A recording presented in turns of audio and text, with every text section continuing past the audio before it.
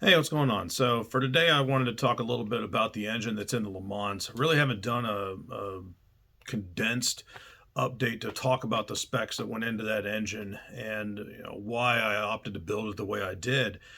And it's a pretty simple explanation as far as what the build ethos was for it, and that was in some discussion that I'd had with my Uncle Pete prior to his passing on how he would have approached that build, and there were some things he mandated that he wanted done, and ultimately that made its way into the build and the blueprinting for that motor.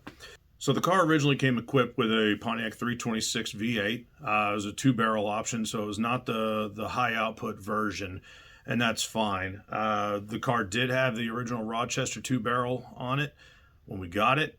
And that's about the only time it saw action. We were attempting to see if we can get it to spin over, and I got maybe half a turn out of it. Even by hand, it was being stubborn. And the fresh starter, I mean, it just locked up like that. It had something that had gone on elsewhere. And during teardown, we didn't see anything as far as bearings that were damaged. The only indicator we really had was some pretty serious scoring on the number 1 cylinder. Which ended up getting cleaned up when the block went out for machining. So due to that cylinder scoring, we did have to punch it out. It's now a 60 over motor, so it's effectively a 336 cubic inch displacement. And that's fine. It's a factory style piston reusing the original rods and crankshaft and mains, all that's original to the motor, and that's really about where the rotating assembly ends as far as the factory stuff is concerned. So one thing Uncle Pete mandated was that he wanted to put a roller camshaft in there, which I'm certainly not opposed to that.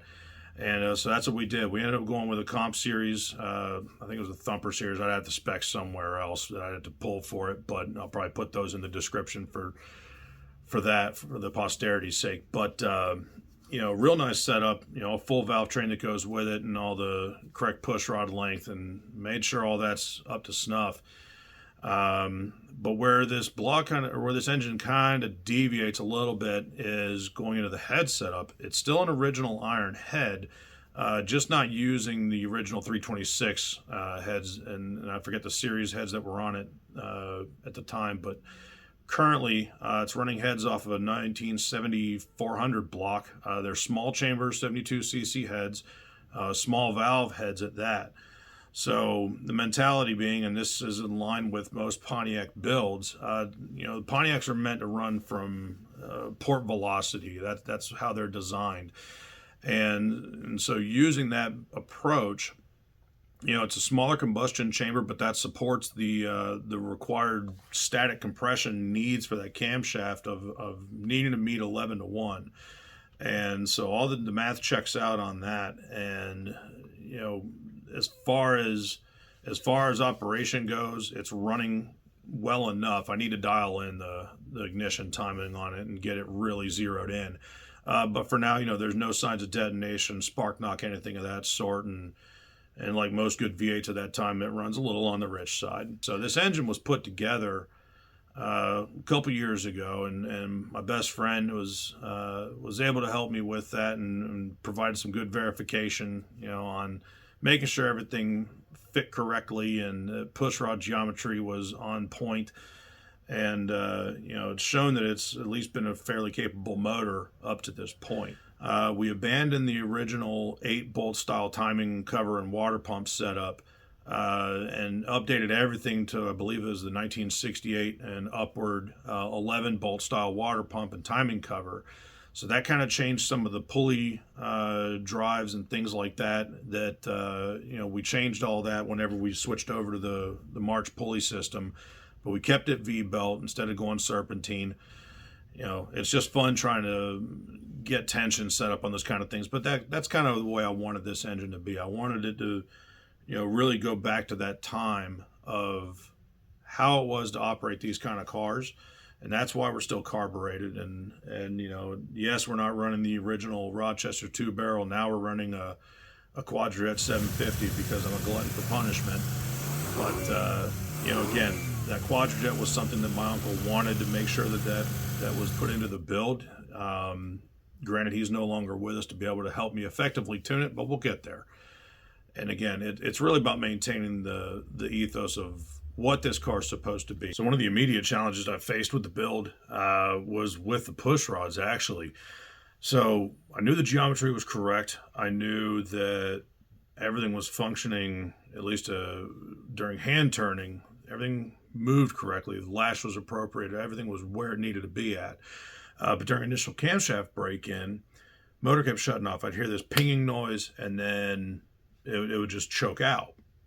So come to find out, first thought process was, okay, these press-in rocker studs, they're pulling out. And I'd seen some evidence of movement.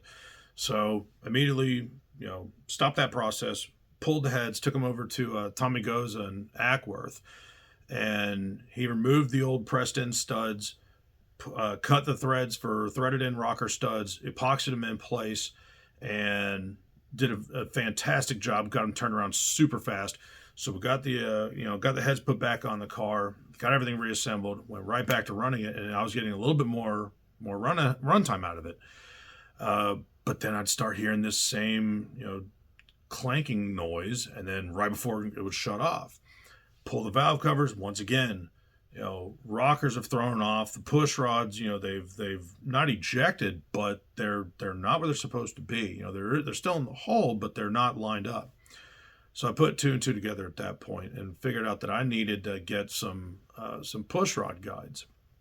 So unfortunately, the comp cam style push rod guides install underneath the thread-in studs, and that's the only way they install. And with those already being, epoxied in place, I wasn't about to get those back out without causing some serious damage. And so the only option I had was to track down some factory ones, which thankfully the Pontiac heads have a provision between a lot of the rocker stud mounts for a factory push rod guides to bolt to. So that's what I ended up doing. I just trimmed away some of the material where they have to clear out for the rocker studs. And that's what we've been running in the car ever since, and it's not been an issue since that install. So that was one of those like, oh crap kind of moments when you're locked in, and I'm breaking in the engine, and I'm worried about checking for leaks, making sure we're getting up to run temperature, making sure we're maintaining 2,500 RPMs for break-in, and I couldn't even get that far. So it was nice to be able to overcome that and then turn around and get the break-in done at that point correctly. But overall, that's all there is to this engine. It's not a crazy build. It's a good street rod setup that's, intended to run on pump 93 octane, being that it is 11-to-1 static compression. Pontiacs naturally run a little bit more aggressive on timing. And so that's the mentality. Run a carbureted setup that I can essentially, if something happens, I go to the parts store and get it fixed and be back on the road. So beyond that, it's I don't know. It's a good sounding engine. It runs well, and I have no idea what kind of fuel economy I'm seeing out of it. And truthfully, I don't care. That's not what the car is designed to do. It's meant to sound good. It does that. It's meant to get up and get out of its own way. It does that.